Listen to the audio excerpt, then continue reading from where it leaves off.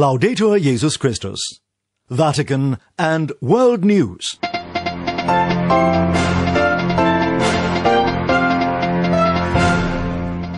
In the headlines this Monday, February 15th, Pope Francis remembers the struggle of children battling cancer as the world marks Childhood Cancer Day.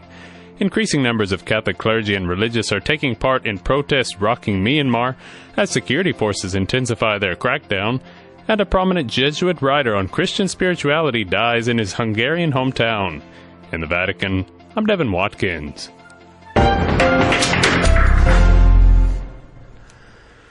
The world is marking the annual International Childhood Cancer Day to offer support for young people battling the disease. Pope Francis got in on the action with a tweet to express his closeness to children battling cancer. Thaddeus Jones reports. Pope Francis has called on all people to remember those who suffer, especially children, as the world marks the annual International Childhood Cancer Day. In a tweet sent on Monday, the Pope expressed his closeness with children battling cancer and to ensure that their needs are top priority. He tweeted, "May the Lord inspire everyone to draw near to those who suffer, especially children, and to put the weakest in first place.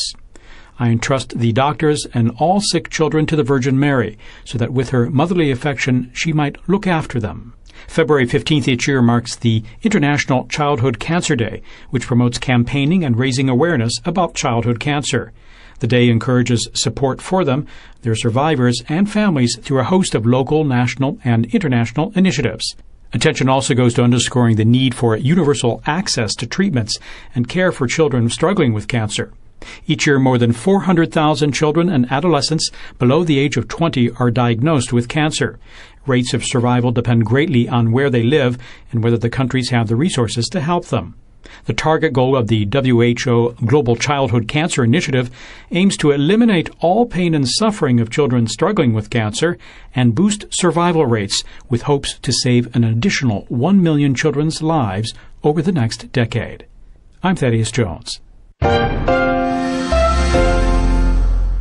In other news, large protests in Myanmar continued into their 10th straight day on Monday. Burmese are demanding the restoration of democracy and the release of elected leader Aung San Suu Kyi, along with other members of the government who were arrested in a military coup 2 weeks ago.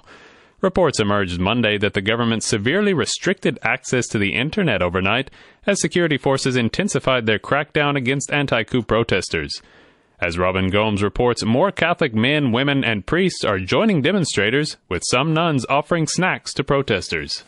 Hundreds of Catholics marched the streets of the country's main city, Yangon, on Sunday and recited prayers and the rosary. Young people held placards reading, "Free Aung San Suu Kyi and we support CDM," meaning the Civil Disobedience Movement. Nuns from various congregations have shown solidarity with the people of Myanmar by marching on the streets, saying prayers at convents, and offering snacks to protesters in Yangon and elsewhere. Meanwhile, in the northernmost state of Kachin, a Christian stronghold, nuns stood at the entrance of a church compound while holding placards stating "No to dictatorship" and "Listen to the voices of people," while protesters swarmed the streets of Myitkyina, the state capital. Myanmar's military seized power in the early hours of 1st February after detaining the nation's elected leader Aung San Suu Kyi and several others from her ruling National League for Democracy (NLD) party. The coup came after days of escalating tension between the civilian government and the powerful military, which claimed that the November general election won overwhelmingly by the NLD was fraudulent. Since then, arrests have continued unabated. The charges against Suu Kyi include possession of unregistered imported walkie-talkies used by her security staff. She was to be produced before the court on Monday, but her lawyer said the military has remanded her until Wednesday, when she will face the court online. Undeterred by the pandemic and defying a ban on large gatherings, thousands of people from all walks of life and from every religious affiliation have taken to the streets across the largely Buddhist nation since the first large-scale protest began on 6th February. I am Robin Gomes.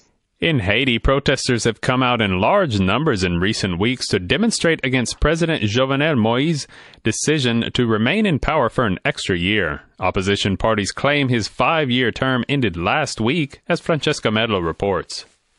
Thousands of people have been rallying in the Haitian capital Port-au-Prince, accusing the government of trying to establish a new dictatorship and denouncing international support for President Jovenel Moïse.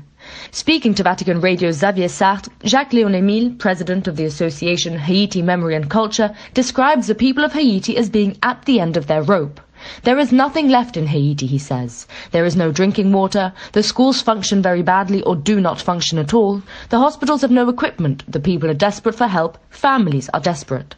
He laments that gangs are putting people's lives in danger for just $100. He adds that the economy is completely unstable and that the people can't stand it anymore. In recent years, President Jovenel Moïse has been strongly criticized by part of the population due to the already very difficult living conditions of the island nation's inhabitants. The latest crisis came at the beginning of February when the head of state announced that he would remain in power for another year, until the 7th of February 2022. The opposition and a large part of the population claim his term ended on the 7th of February of this year, estimating that his 5-year term began in 2016 after the presidential election. Jovenel Moïse, for his part, considers that his term did not begin until the following year, in 2017. This difference is due to the fact that the opposition takes his first election in 2016 as a reference. The election was subsequently annulled for fraud and a second round was held in 2017, which he also won. Added to the disastrous economic and social situations and to the uncertain political one are the gangs. Jacques-Léon Émile notes that President Moïse is suspected of being in collusion with certain gangs, an assumption which only reinforces the population's hostility towards the head of state. One thing is certain, he adds, and that is that nothing has been done to eradicate the gangs, and that a sword of Damocles hangs over Jovenel Moïse's head, the Petro-Caribou trial that has begun. Jacques-Léon Émile goes on to lament that the international community does not intervene enough and hides behind the sovereignty of Haiti. A hypocritical attitude insofar as, he says, Haitian presidents all claim support first and foremost from the United States. In the meantime, he points out, impasse and uncertainty preside over the destiny of the country. I'm Francesca Merlo. Heavy fighting in Yemen's oil-rich Marib province over the weekend have left several people dead. The renewed clashes have sparked doubts over peace efforts to end Yemen's decade-long war. Father Benedict Mayaki has the details.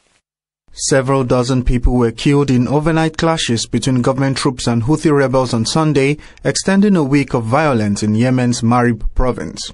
Earlier in February, the Houthi rebels had launched an offensive to seize the oil-rich province, situated approximately 120 kilometers east from Sana'a, the country's capital. The offensive, however, met stiff resistance and resulted in several casualties, mostly from the Houthis. This latest attack, experts say, has cast doubts over the UN-led efforts to restart negotiations between the warring sides towards ending years of violence in the country. Violence broke out in Yemen in 2014 when the Iranian-backed Houthi rebels seized the capital and a significant portion of the country's north. Months later, a Saudi-led US-backed mission intervened to dislodge the rebels and restore the country's internationally recognized government. Yemen's long-running conflict has so far killed approximately 130,000 people, displaced millions, and led to what the UN calls the world's worst humanitarian crisis. Since the beginning of 2020, the Houthi rebels have been marching towards Marib, attacking the city and putting the population at risk. The latest attacks, observers say, are an attempt to wrestle control of Marib, closing off Saudi Arabia's southern border, and taking control of oil fields that provide leverage in possible peace negotiations. Reacting to the attacks, the Saudi-led coalition bombed advancing convoys in the desert around Marib. They also sent in ground reinforcements from the government-controlled provinces of Taiz and Shabwa. News reports say that more than 48 fighters were killed and over 120 wounded in the past 2 days, with the majority of the casualties from among the Houthi rebels. A statement from the UN on Friday warned that approximately 400,000 children under 5 face the immediate threat of severe or acute malnutrition this year due to the conflict, which has been further exacerbated by the ongoing COVID-19 pandemic. The UN also expressed concern that 1.2 million pregnant or breastfeeding mothers were at risk of extreme malnutrition in 2021. I'm Father Benedict Mayaki. Briefly, news from around the world. Kosovo's main opposition party has won a clear victory in an early election that was held amid the coronavirus pandemic and economic downturn and stalled negotiations with wartime foe Serbia. With most votes counted on Monday, the Determination Movement Party had 48% support. That left it far ahead of the center-right Democratic Party of Kosovo, which won 17% of the vote. In Catalonia, separatist parties won enough seats on Sunday in Spanish regional parliament's election to support their majority, although a strong showing for the local branch of Spain's ruling Socialist Party pointed to a dialogue rather than breakup with Madrid. The separatist parties therefore once again have the seats to form a majority in the parliament, and negotiations over how that government will come together are expected to be held over the next few days. And finally, Hungary is mourning a Jesuit priest who suffered under communist dictatorship, but later became a prominent author and missionary who was once held captive in Argentina. As Stefan Boss reports from Budapest, Jesuit Father Ferenc Jalix, who years ago counted Pope Francis among his students, died in Budapest over the weekend. The Hungarian Society of Jesus confirmed that Jesuit priest Ferenc Jalic died at the age of 94, following a turbulent but spiritually fulfilling life. He authored numerous books on Christian spirituality and became the founder of the School of Contemplative Worship. Born in Hungary's capital Budapest in 1927, he saw the impact of conflict when he was sent to the German city of Nuremberg at the end of World War II after attending military school. He returned to Hungary in 1946, where he decided to live for Christ and joined the Jesuit order. But it wasn't easy. Hungary's then communist dictatorship was cracking down on devoted Christians and religion. The Jesuit priest was even forced to leave his native Hungary in 1948, along with many other young Jesuits. However, he didn't give up his spiritual journey. He first studied in Germany before graduating in philosophy at the Catholic University of Leuven in Belgium.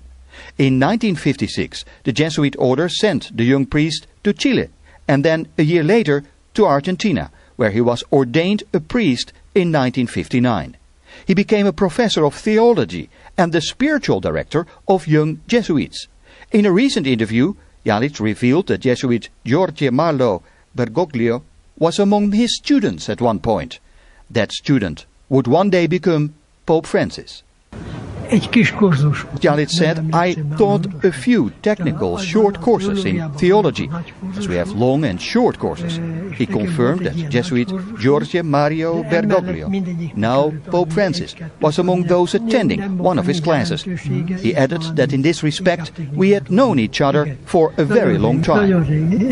But while doing social and educational work in Argentina in 1976, priest Jalic was abducted along with a Jesuit companion. He was held for 5 months.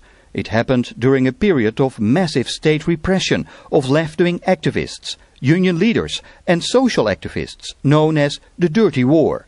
But that experience didn't discourage him from halting his Jesuit activities. However, in 1977, Jalic moved to the United States and a year later to Germany, where he endured part of World War II. In 1984, he founded his retreat house in the German town of Gries. It became a place of pilgrimage for Christians looking for contemplation. For Vatican Radio, I am Stefan Bos in Budapest.